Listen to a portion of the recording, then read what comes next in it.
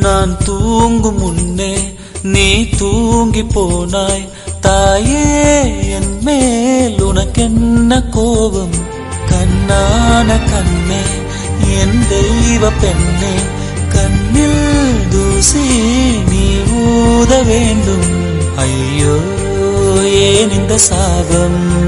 எல்லாம் என்றோ நான் செய்த பாவம்.